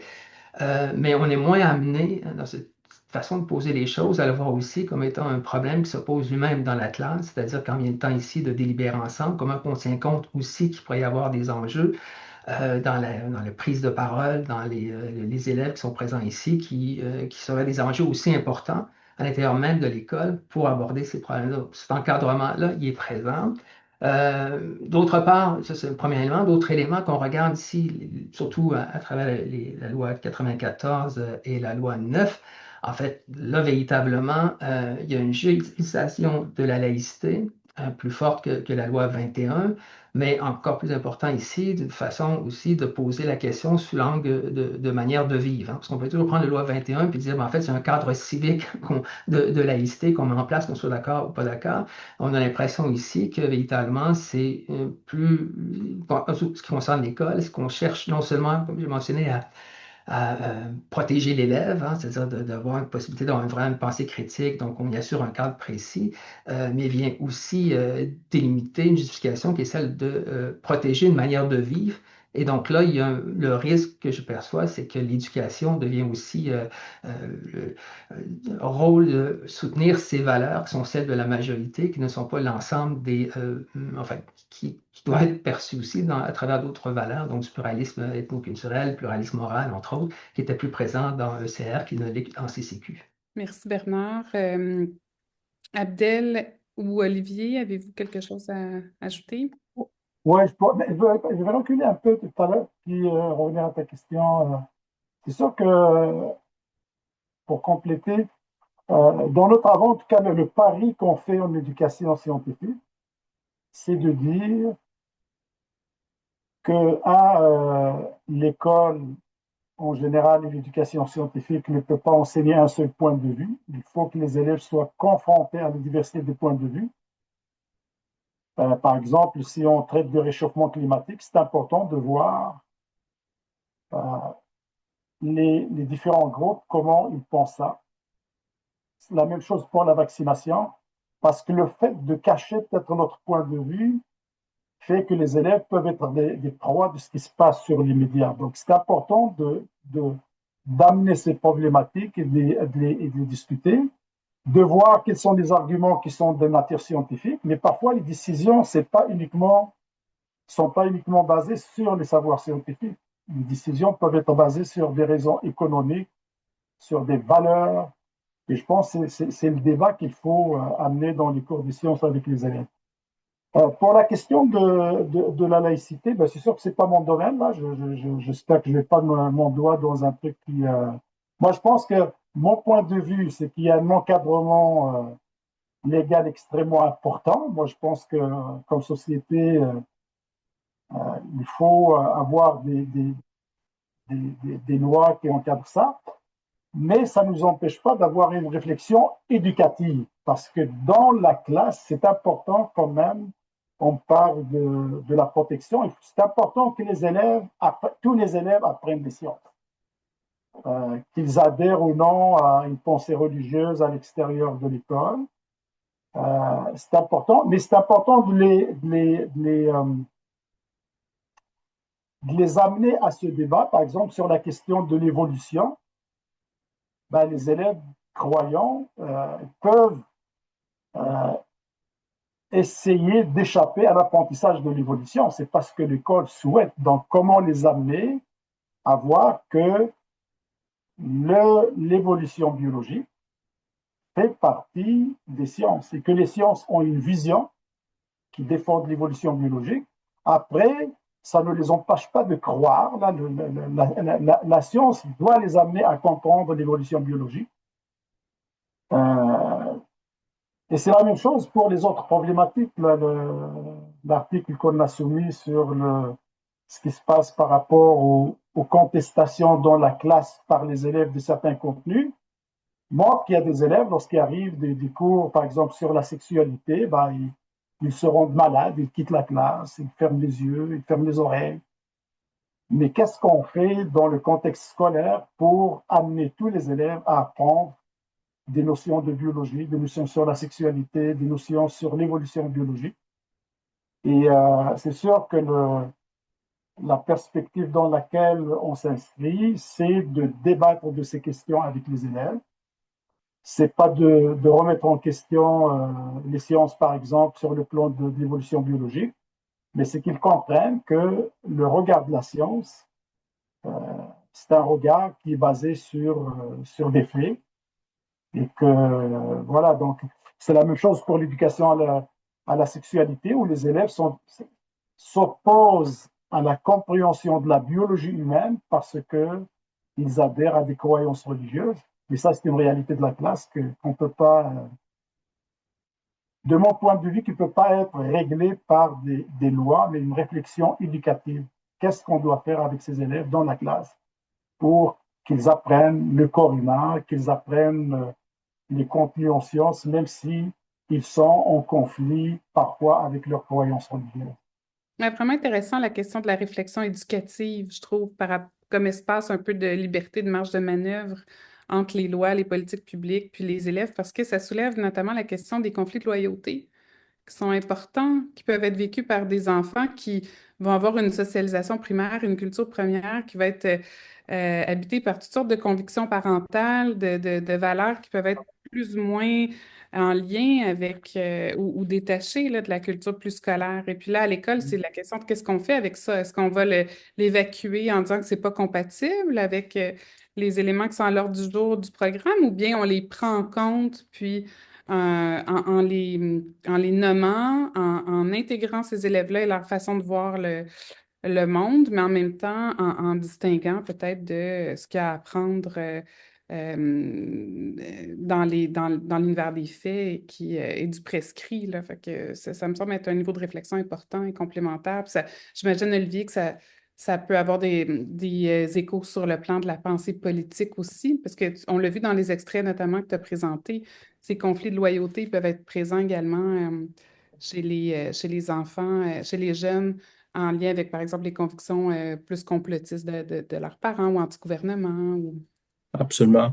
Oui, absolument. Je reviendrai cependant, tout à l'heure, dans le préambule de ta question, euh, tu mentionnais en fait que quand on sens lorsqu'on regarde la place de la laïcité dans son évolution récente là, au Québec, on est parti un peu d'une laïcité de normes qui se transforme dans une laïcité de valeurs. Euh, c'est drôle, j'avais plutôt une vision un peu inverse personnellement. J'ai l'impression que la laïcité comme valeur était quelque chose de quand même assez présent dans la société, bien que pas unanime, ça va de soi. Les valeurs ne sont jamais vraiment unanimes dans nos sociétés, mais assez présentes. Et que là, en fait, on est en train d'en faire un cadre normatif pour notre école. Et je pense qu'il y a lieu de réfléchir à ce cadre normatif-là et à ses avantages, ses inconvénients. Parmi les avantages, je pense qu'Abdelkrim en a mentionné un certain nombre tout à l'heure. Pour moi, c'est là que je vois les nets avantages. C'est-à-dire qu'il y a des éléments qui peuvent, en fait, des thèmes qu'on veut aborder à l'école, assurément, des contenus qu'il faut aborder et qui peuvent aller à l'encontre des croyances profondes de certains élèves. Et ça ne veut pas dire pour autant qu'il ne faut pas les aborder pour ne pas les heurter. Et ça, à mon sens, un cadre clair permet d'avoir cet espace-là et de dire qu'il faut que les enseignants le prennent, cet espace-là, malgré les risques que ça peut créer. En contrepartie, le risque d'un tel cadre, pour moi, et là, je pense entre autres à une étude que j'avais identifié il y a quelques années en Suède qui portait sur la place de la laïcité, justement, dans les discussions d'élèves en classe. Une étude assez sérieuse qui a été conduite de manière empirique avec des élèves, justement, où ils abordaient la religion, les confessions et la laïcité. Et le risque, souvent, c'est que le discours dominant chez les laïcs, en fait, en vienne à présenter une vision, je dirais, assez chronocentrique de l'histoire, où on confinerait la religion à un vestige historique, hein, qui remplissait autrefois une fonction aujourd'hui dépassée, notamment par la science ou la raison. Et souvent, dans les discussions de ces élèves-là qui portaient ces valeurs-là, on avait tendance à percevoir les croyants et les croyantes comme des personnes trompées, manipulées, soumises, oppressées, ignorantes, moins instruites. Et tout ça, évidemment, on ne peut pas dire que c'est un modèle d'inclusion et qu'on arrivera au moyen de la classe vraiment à amener les personnes qui sont dans ces positions-là à se sentir vraiment partie prenante de la société et des valeurs qui sont préconisées, là. Donc, évidemment, il y a un risque, il y a des avantages et il y a des risques, à mon sens, à un tel cadre. Intéressant ce que tu dis, ça me fait penser, si je peux me permettre une petite seconde, parce que ça fait un lien direct avec une recherche que j'ai menée avec Frédéric Dejean, à mon département à l'UQAM, sur la façon dont les convictions religieuses se manifestaient ou pas en philo au cégep. Et en fait, l'une des conclusions qui est ressortie, c'est que les profs, en général, laissaient place à toutes sortes de débats, de tensions, mais ça venait des élèves, des fois, la sanction dont tu parles, la vision très judéo-chrétienne laïcisante dans la vision plutôt évolutionniste, elle avait tendance à se manifester comme sanction symbolique au réel côté des étudiants du groupe majoritaire. C'était des fois certains profs, certains ne le faisaient pas, d'autres profs allaient plutôt là, montrer à ce moment-là les différents niveaux de lecture, par exemple, du religieux, en montrant qu'on peut avoir une vision plus littérale, mais on peut avoir aussi des visions plus métaphoriques, axées sur la compréhension du mythe, du sens moral du mythe, donc ouvrir un peu aux différentes formes de voir la vérité. Puis pour essayer de contrebalancer ce type de discours, mais c'était très présent chez les élèves aussi. Ben merci beaucoup. Donc, on pourrait débuter, si vous êtes d'accord, la deuxième partie, à moins que Geneviève ait une question. J'en ai une, mais on peut laisser la parole à la salle, puis je rebondirai plus tard. Ouais. D'accord. Donc, peut-être vous manifestez si vous avez des questions. Ah, je pense que avant, Bernard, je pense que tu voulais peut-être ajouter quelque chose. Pardon, je t'ai pas laissé Ah le... oui, ben, ça va être très bref en fait.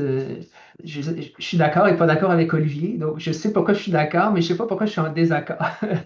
Mais je pense que c'est un des problèmes sur la question de la laïcité aussi qui est très intéressant. C'est-à-dire que de fait, on pourrait débattre longtemps des lois qui sont en place, mais c'est justement toute la question du cadre, hein. Je pense que tout le monde est d'accord que lorsqu'on fait de l'enseignement, d'avoir un enseignement qui est ouvert, qui est basé sur le fait, qui est basé sur la science, on est tous d'accord là-dessus.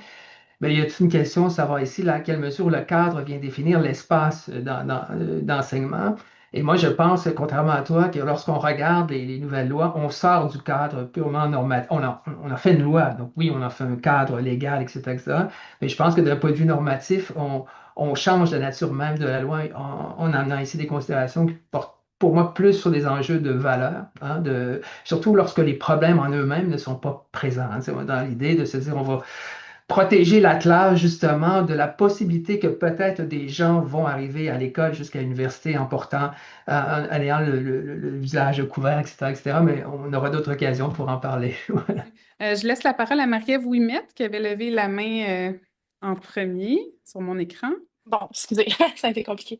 Ben, tout d'abord, merci beaucoup au CRIDAC d'organiser cette série-là. C'est super intéressant. Moi aussi, je m'intéresse aux nouvelles conflictualités. Je suis très, très concernée par euh, l'idée, ou plutôt le danger d'un enseignement mal fait au regard de la distinction des savoirs. Parce que moi, si j'étais à l'île Charkaoui, je pourrais seulement prier que plein de profs québécois euh, fassent preuve de colonialité des savoirs, c'est-à-dire de hiérarchiser les savoirs. Par exemple, justement, la question de l'élève qui amène le Coran. Oh, excusez-moi, je me mélange de, de conférence, on avait un autre ce matin.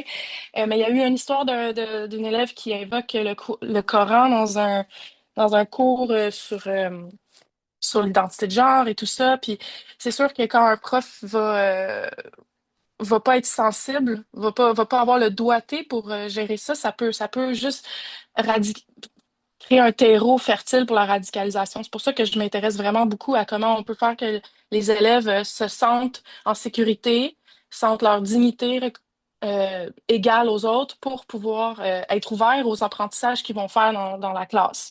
Parce que sinon, ils vont intensifier la classe à l'État, à l'autorité de l'État, puis peuvent faire de l'auto-exclusion. On est tous au courant de comment ça fonctionne. Moi, il y a deux questions, en fait, que je veux plus précisément aborder. C'est la question de Stéphanie à propos de quel point de départ en éducation en citoyenneté dans ce contexte. Puis, ça m'interpelle parce que moi, si je suis allée en enseignement, c'est en partie à cause de Carl Sagan, qui était un grand pédagogue, qui était fasciné par cette question de comment enseigner la science, comment gérer le fait que la religion ne va pas aller nulle part, qu'on a affaire à des démocraties plurielles où il va y avoir des gens qui vont être très croyants, tout ça. Donc, c'est une question qu'en 1995, il a abordé là-dedans. Et il était c'était un farouche défenseur d'enseigner la science et la démocratie ensemble. Puis, je dirais que lui, il répondrait à la question de Stéphanie à propos du point de départ. Ce serait la vulnérabilité cognitive de l'humain. Donc, en prenant des controverses pas actuelles, des controverses passées, euh, des événements où on peut avoir un recul qui n'engage pas émotionnellement les élèves comme des controverses actuelles pourraient le faire. Par exemple, dans son livre, il donne plein d'exemples, euh, dont un qui était une espèce de, je vais employer le mot prédicateur, ou plutôt comme gourou en Grèce antique, qui avait fait à croire à toute la société qu'il avait des pouvoirs, puis là, il s'était super enrichi, puis finalement, ben, il y a quelqu'un qui a été capable de débusquer son stratagème, donc, mais de voir que toute une société peut embarquer là-dedans, et ensuite, dans un deuxième temps, de voir comment la science, la pensée critique, a pu venir ou a pu jeter la lumière sur ce qui s'était vraiment passé. Et puis, on peut faire un autre exemple qui prend, c'est les chasses à la sorcière. Parce que ça mobilise la science, la question de la preuve, puis ça mobilise la question de la société. Je sais que je parle beaucoup, euh, mais la société démocratique. Donc, je pense voilà, de partir, point de départ, d'anciennes controverses, de choses du passé qui mettent en question c'est quoi la vérité. Puis ensuite, j'ai une question pour Bernard Gagnon. Très simple, très simple, très simple. Est-ce que ce serait possible, s'il vous plaît, de revenir sur comment est-ce que la laïcité forme un cadre normatif euh, dans CCQ? Je voudrais peut-être le reformuler, je voudrais comprendre un peu plus comment on peut en venir qu'à dire ça. Oui, s'il vous plaît, merci beaucoup pour votre temps et votre attention. Bernard, est-ce que tu veux enchaîner? En fait, quand on regarde la laïcité, j'ai mentionné, hein, c'est très peu présent dans CCQ, en tout cas du moins dans le programme. C'est pas une notion obligatoire, c'est pas dans le glossaire, ça se retrouve à quelques endroits où on doit apporter la question de la laïcité. Donc, si on prend la laïcité de ce point de vue-là, on note que finalement, comme thématique à aborder, c'est peu présent. Mais je pense quand même que c'est présent comme forme d'encadrement. D'une part, ça l'est précisé aussi dans quelques endroits que parmi les cadres importants, on retrouve la Charte des droits et libertés, les règles démocratiques, la culture commune, la culture québécoise, aussi la loi sur la laïcité. Donc, comme ça, c'est un élément, mais encore là, c'est pas très défini.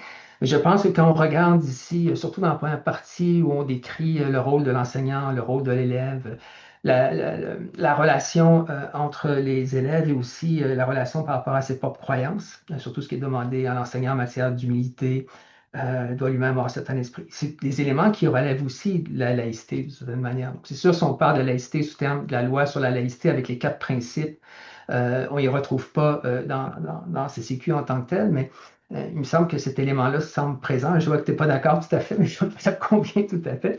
Mais oui, c'est comme ça, je le vois. Pour revenir à votre question, moi, je vais te le relancer, je pense, l'autre aspect, parce que je trouve qu'on en demande beaucoup à l'éducation à la citoyenneté. Donc, on prend la question de l'éducation à la citoyenneté, surtout qu'il y a très peu d'heures qu'elle est accordée, pour régler beaucoup de problèmes sociaux, problèmes scientifiques, problèmes politiques. Je me dis, il y a toujours des cours de mathématiques et j'imagine, d'histoire à l'école primaire ou au secondaire.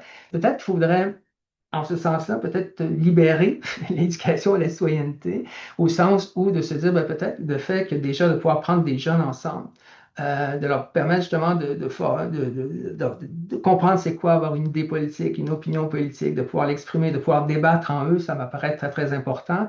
J'ai l'impression qu'à partir du moment où on rajoute d'autres éléments, donc il faut aussi reconnaître c'est quoi la vérité, puis les amener à avoir une lecture, une adhésion à la science, etc., dans le cours d'éducation à la citoyenneté, que peut-être qu'on en demande trop, puis qu'on se détourne de ce qu'on devrait faire en tant que tel. Donc, moi, je pense que quand j'ai mentionné tout à l'heure, ça va plus peut-être une question de légitimité qu'une question de rationalité. C'est que peut-être l'enjeu ici, c'est de permettre à des jeunes ici de milieux différents, socialement, culturellement, etc., de pouvoir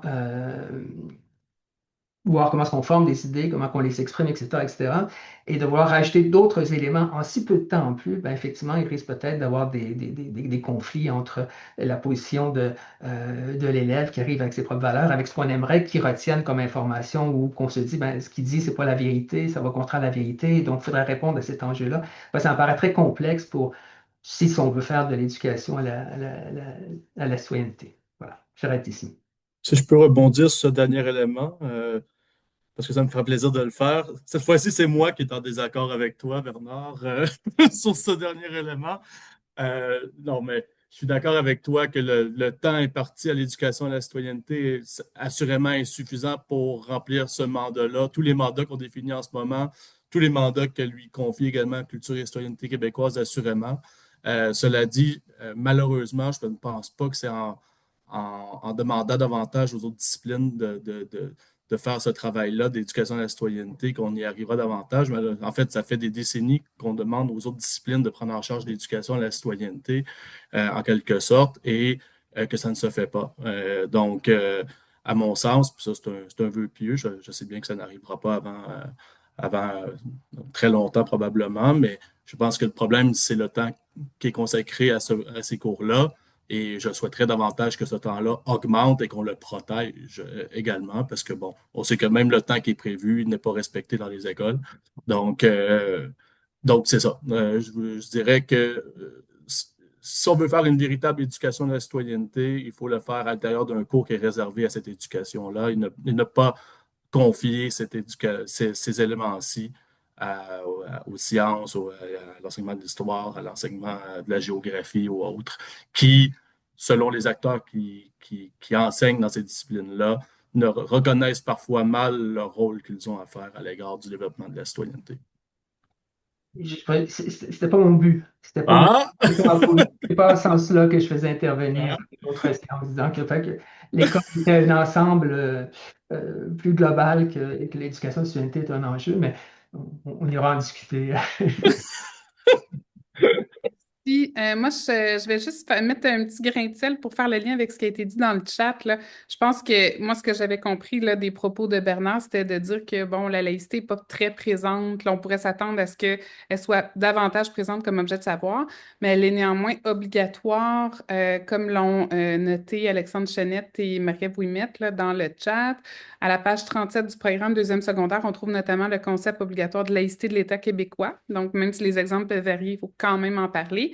Puis j'ajouterais que, d'après ma compréhension, les trois finalités du programme CCQ, c'est la reconnaissance de soi et de l'autre, la poursuite du bien commun, mais aussi préparer à l'exercice de la citoyenneté québécoise.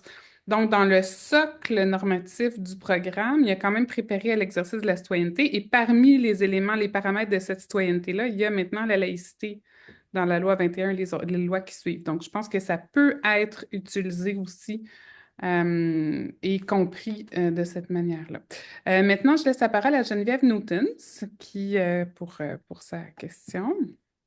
Merci, Stéphanie. Je vais poser une question un peu différente de celles qui ont été posées jusqu'à maintenant, mais qui va nous ramener au thème de la table ronde aussi. Parce que dans le thème de la table ronde, il y a cette idée d'une crise épistémique. Et il y a Bernard qui a commencé à répondre à cette question-là en disant qu'il faut parler peut-être plus d'une crise de légitimité que d'une crise de rationalité. Mais j'aimerais qu'on approfondisse la réflexion sur cette question-là. Dans l'idée ou dans la question des éventuelles nouvelles conflictualités, il y a cette question de pas seulement, oui, du cadrage des dissensus, mais aussi du fondement, des fondements des dissensus, de savoir est-ce qu'on a affaire à des nouveaux phénomènes, est-ce qu'on a affaire à des vieux phénomènes sous de nouveaux vêtements, sous de nouvelles apparences. Donc, quelles sont un peu les lignes de fracture que vous remarquez, chacun d'entre vous, là, tous les trois, dans les domaines qui sont les vôtres? Puis, est-ce que ce sont des... Dans quelle mesure est-ce que ces phénomènes-là, on peut les interpréter comme étant nouveaux, novateurs ou différents, puis entraînant des nouveaux défis ou pouvant contribuer à expliquer pourquoi le contexte actuel en est un de polarisation. Merci Geneviève. Je ne sais pas qui veut débuter. Abdelkrim, peut-être. Ouais, je pourrais tenter une première réponse, en tout cas du point de vue de l'éducation scientifique. Je ne sais pas si je peux parler de crise épistémique, mais c'est davantage le- la place qui est accordée au savoir scientifique dans les prises de décision. On est dans une société où tous les points de vue se valent, où la science côtoie la pseudoscience, côtoie la mésinformation, côtoie la désinformation. Et donc, le défi, c'est d'outiller je parle des élèves parce que je m'intéresse beaucoup au contexte de l'éducation obligatoire. C'est d'outiller les personnes à faire face à ce mélange de registres. Et comme je le disais tout à l'heure, par exemple, lorsqu'il y avait la crise de la COVID, ben, il y avait l'information scientifique, mais il y avait à côté l'information pseudo-scientifique ou de la désinformation, de la mésinformation, où on voyait à la télé quelqu'un montrer qu'avec son téléphone, avec le Bluetooth, il était capable de détecter toutes les personnes vaccinées parce qu'il expliquait que dans le vaccin, il y a un mucopus qui émet. Et donc, les élèves, les citoyens en devenir sont confrontés à cette diversité de points de vue où la frontière entre la science et la non-science n'est pas toujours facile. Et donc, pour moi, la place de l'école, la vigilance, en tout cas au niveau de l'école, c'est d'outiller les élèves avec la pensée critique de manière à voir quelles sont les connaissances scientifiques validées, et puis comment les vérifier, et ainsi de suite, pour faire face à cette... voilà. Merci Abdel. Euh, Pendant que je ne sais pas, Olivier et Bernard peut-être réfléchissent, je me permettrais peut-être juste un petit point en lien avec pour répondre à ta question, Geneviève, en lien avec un texte que j'ai trouvé très stimulant dernièrement de notre collègue Jean-Philippe Warren sur la post-science, dans un ouvrage collectif sur la post-vérité, là, bon, avec Charles Mercier et Régis Mallet. Et ce que je trouve intéressant, notamment de sa réflexion, c'est qu'il dit que ce qu'il y aurait, d'après ce que je comprends, comme une nouvelle ligne de fracture dans les conceptions contemporaines de la science, lui il parle surtout de sa discipline, l'histoire, c'est qu'on serait plus tellement dans une sorte de contestation des structures sociales, que dans une contestation des trames narratives dominantes. Et cette bataille-là, lexicale, linguistique, depuis le tournant linguistique là, de Richard Rorty, entre autres, mais aussi d'autres courants déconstructionnistes qui sont devenus, dans certains cas, pas dans tous, mais dans certains cas plus ou moins radicaux, menacent l'intégrité même de la démarche scientifique. Alors là, il n'est plus seulement question de reconnaître la part de différentes perspectives issues, je ne sais pas, là, des cosmologies autochtones ou de savoirs locaux ou expérientiels issus notamment de groupes défavorisés ou plus vulnérables ou marginalisés, mais il est question de remettre en question l'existence puis la posture scientifique même au nom de, dans certains cas, de la protection ou de la mise en valeur de récits alternatifs, dans la mesure où parfois ce qui est vraiment contesté, c'est les savoirs occidentaux dominants. Alors, on déconstruit, mais on ne va pas forcément reconstruire quelque chose. C'est pas le cas dans toutes bien sûr, dans toutes les approches déconstructionnistes. Il y en a qui sont plutôt soft, d'autres plutôt hard. Mais je pense qu'il y a là quand même quelque chose d'intéressant parce que selon ce qu'il dit aussi, c'est quelque chose qui est surtout parti de la gauche parce que, il y a eu un mouvement quand même depuis les 50 dernières années aux États-Unis, surtout, puis ici, ça se manifeste aussi, de migration politique quand même du monde académique un peu plus vers la gauche. Donc, il y a eu cette vision-là de vouloir critiquer les savoirs dominants occidentaux, mais il y a aussi quelque chose qui s'est transformé à droite, parce que il y a eu aussi à droite, une fois que cette déconstruction-là de la vérité fait son chemin, ben elle reste pas à gauche. Elle est aussi, elle se déplace aussi à droite, là, dans des courants notamment qu'on associe à la post-vérité. C'est son argument dans ce texte-là. Je pense que ça peut être aussi un élément à garder en tête pour les lignes de fracture. Mais si je peux faire juste une petite remarque là-dessus, si tu permets 2 minutes. Je pense que ce genre de récit-là fait porter à la gauche la responsabilité des guerres culturelles, pour faire court, et que, en fait, c'est pas. Enfin, on pourrait discuter longtemps de l'exactitude ou de la rigueur de la lecture là, qui sous-tend ça. C'est quelque chose à garder en tête, mais on en reparlera. Mhm. En tout cas, je pense que quand même, c'est un élément important parce que, au fond, on est tous pris dans cette. Tu sais, même si, je veux dire, en tout cas, la gauche peut avoir eu un lien aussi ou pas, mais le résultat est quand même, en tout cas, important, je pense, à voir, là.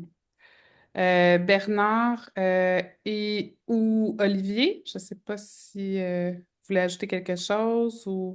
Ben, oui, en fait, parce que je pense que c'est un des thèmes importants de de la réflexion sur la crise épistémique, puis la question de nouvelles conflictualités. Mais je vais dire deux remarques parce que je pense que j'ai pas de réponse très transcendante à donner. J'ai pas trouvé la nouvelle conflictualité encore, mais j'ai l'impression que euh, on- là, on expose souvent des phénomènes dans la crise, bon, crise de la rationalité, crise épistémique. Et en pensant qu'on peut trouver des nouvelles conflictualités, mais j'ai l'impression aussi que si on parle évidemment d'une crise épistémique, c'est celle aussi de notre capacité à pouvoir rendre compte des phénomènes qui sont devant nous.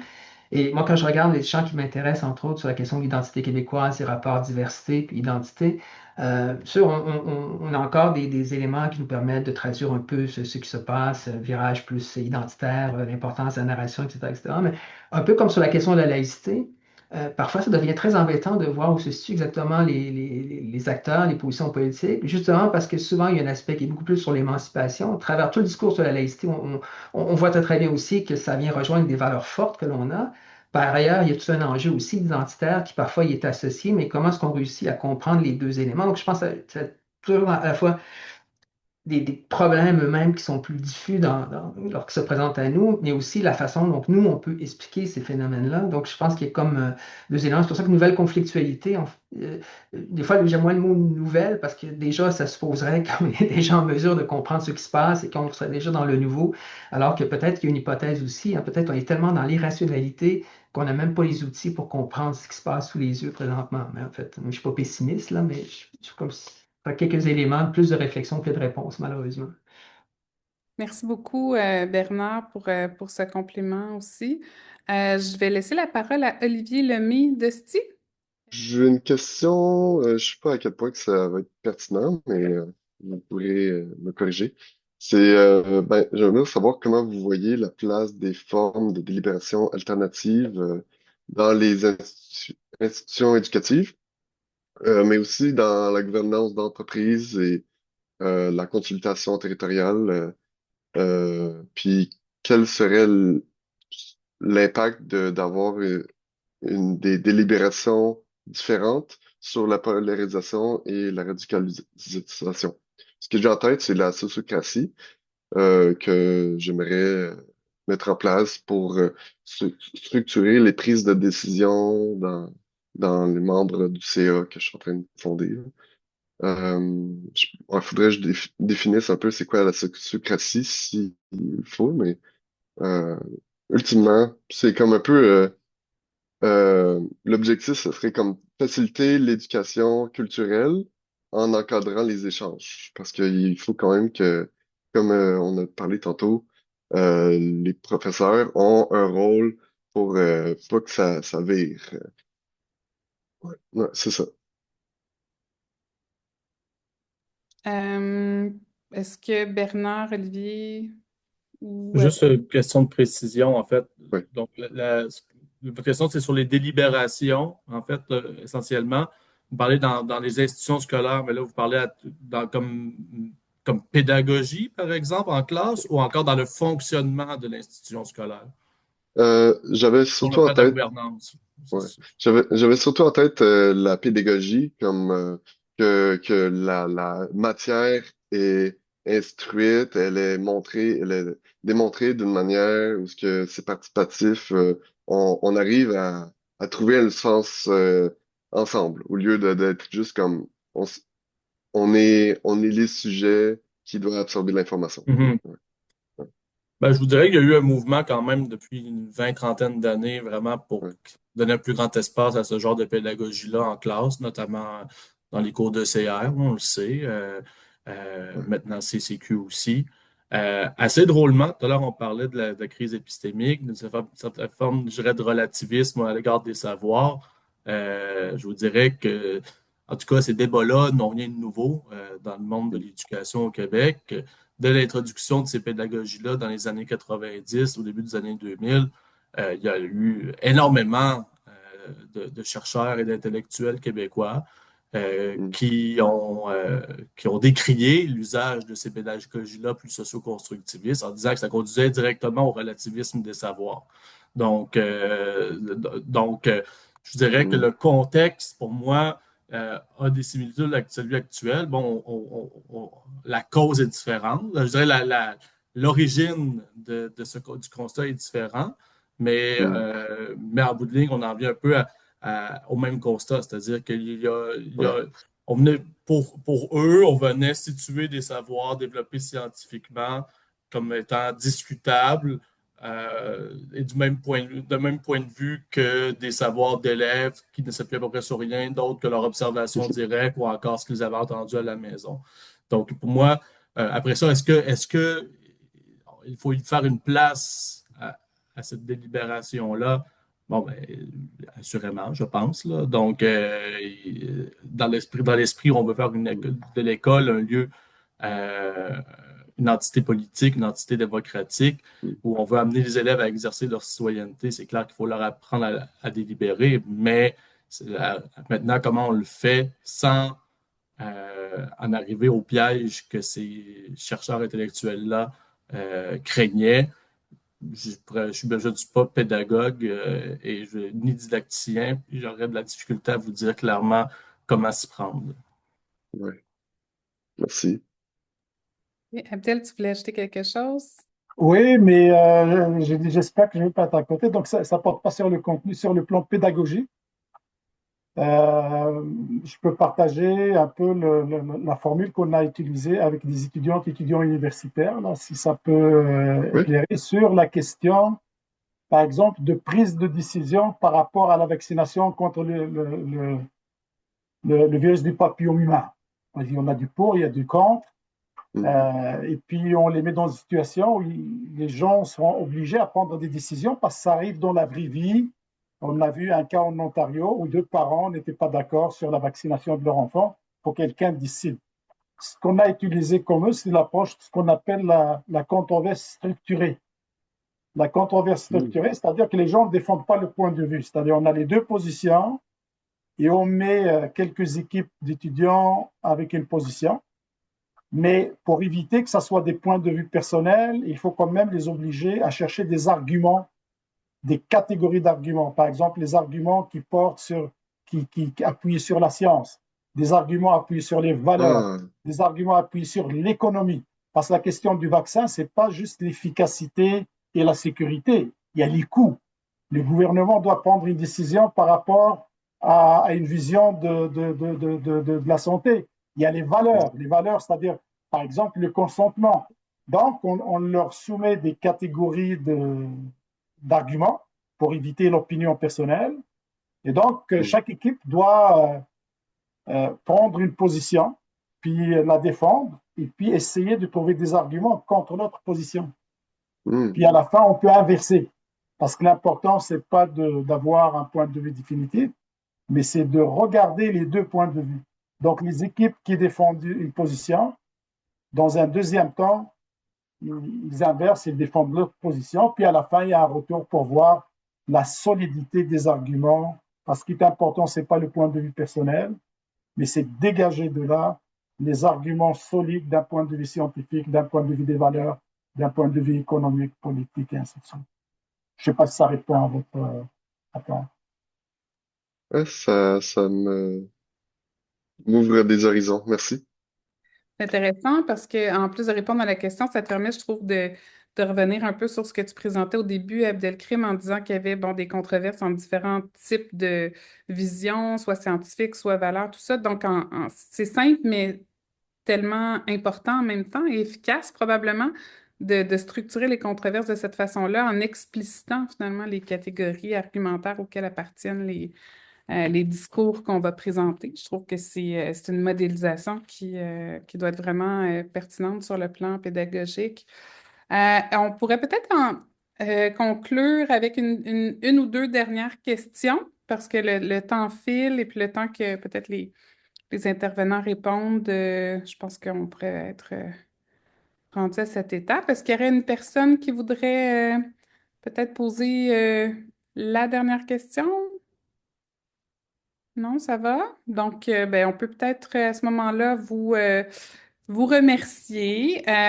Donc, merci encore à nos panélistes. D'abord, Bernard Gagnon, Abdelkrim Hassani et Olivier Lemieux pour votre présence, votre engagement, vos propos. Puis merci au public également d'avoir été présent aujourd'hui.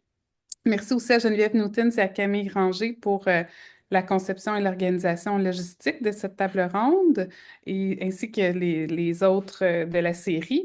Je profite de l'occasion pour vous rappeler en terminant que la prochaine table ronde aura lieu le 16 janvier prochain.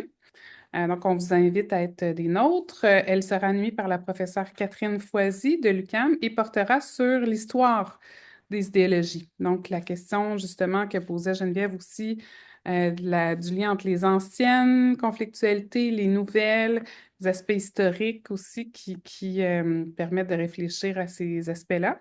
Ce sera notamment abordé le 16 janvier prochain. Donc, merci beaucoup à tout le monde et passez une très belle fin de semaine.